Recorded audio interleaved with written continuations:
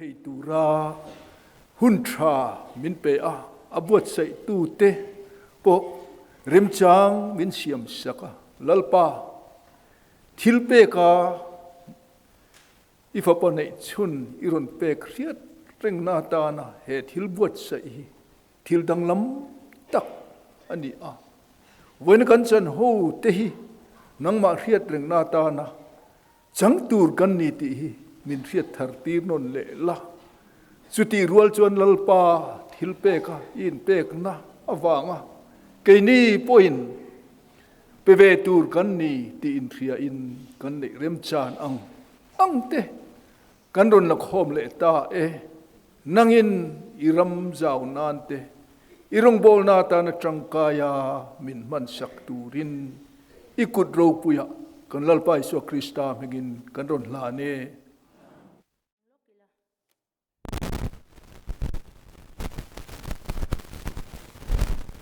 alom ome ule lo charang pizan hu ni hi upasasang ale pinu thoi te fa paria jinga upaber dot tu ani a kumsang kha zakwa somli pali january ni khata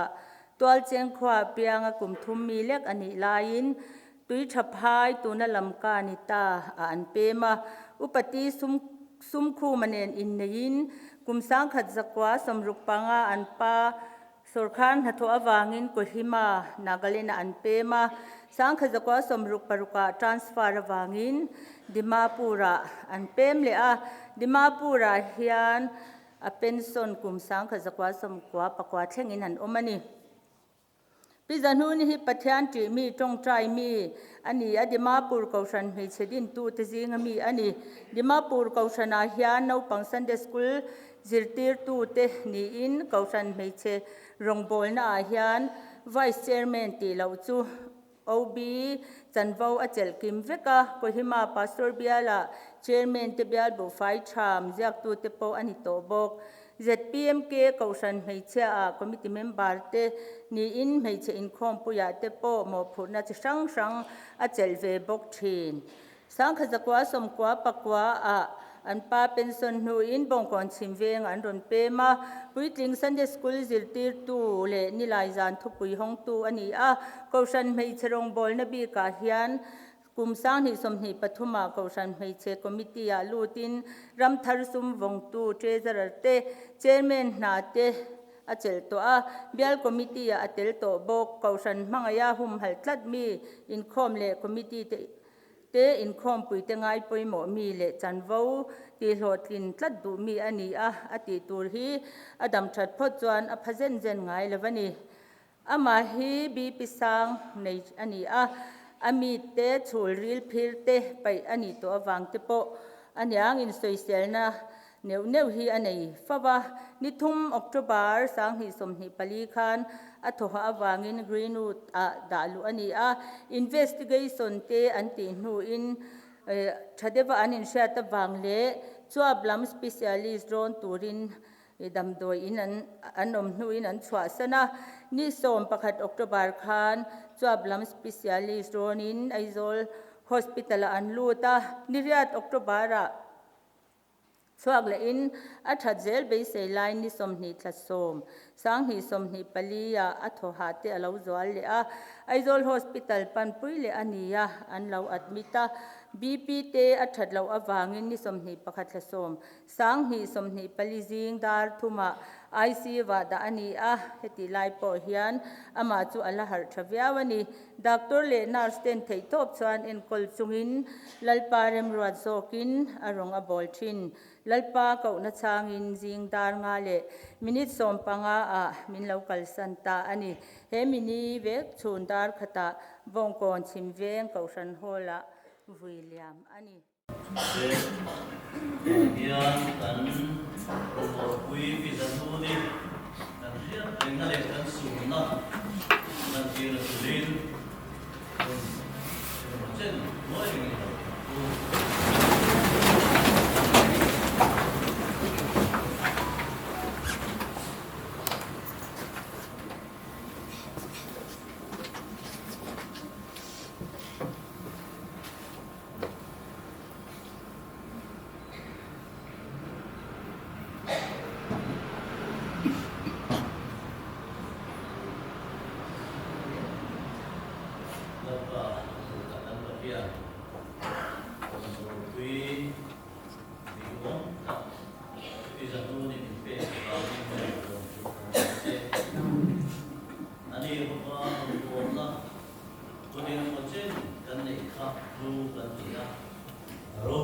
kan ti a ama kan pa kan pathian e ko ve thi kan kum ron na tur hun ani lo wangin tule ro chuan chatuanin namane na cho to kurin ta ani albaron bol pui te lam atang kan thir chuan aum na mun tu sarabin kan thir thi ama alo pom kan ti a kan dana min bua sai sakram chang na sa ilo siamo wangin lom thu kan soya chuti lai ro chun lalpa kan pathian he khopela maya min buar phom na lam kan thira ro chuan lalpa he khopela yan rei so buntam so te mong thira ti kan du tu sam chu ani amaro chun lalpa kan pathian irem ruwa tahi kusing te ngai to nan tram chuan avamak ve chi mai la irem ruwa tahi kan rem ruwa ai zo na thasok sia chu wangin lalpa kan ong bol pui gal ka po hi irem ruwa na felfai tak thaso ani ti kan chi ani tula chuan lalpa he khovela nat na te harsan na te lungai na te na ta puak ve thin na kha alo kal san ta a chu ang zong a chu lalpa kan pathian nei lavin lali suwa krista om ngin tula chuan atan tu chatuana fakurin alo ta ani ti kan ani chung zong te po ti lalpa kan pathian keini ho le alo om te po hi tharau vitamin thir fiam tir ram ya kan lo me ne na lo tu kan lo til che ni malam pun zela po lalpa kan pathian ganong bol pui ina he ko ve rai ta la rong alo bol na te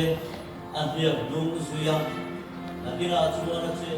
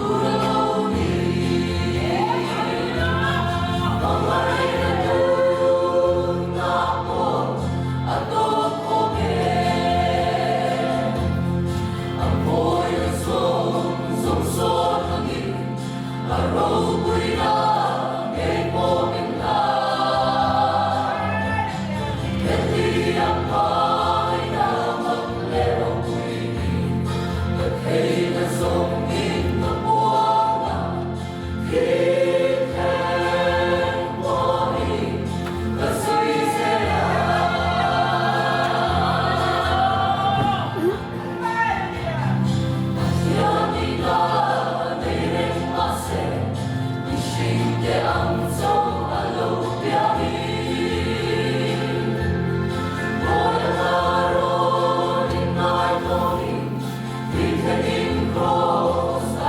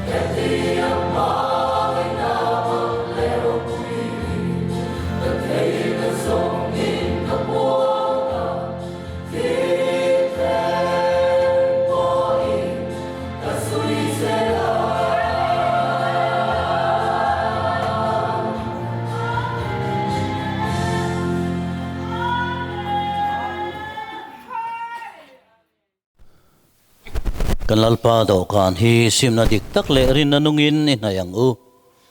kan lalpa thu soite tharin ilo ngai thaleng u nang ni thokrim le phurit phurjong jong te u kan he na lo kal ula keiman ka chol ti rang chu ngai te kong khar bula dingin ka kikhi 2 point ko sia kong hon chuan ane na kalu tanga ane na zanria kayanga ani point kane na ei bokang tini zol nei chuan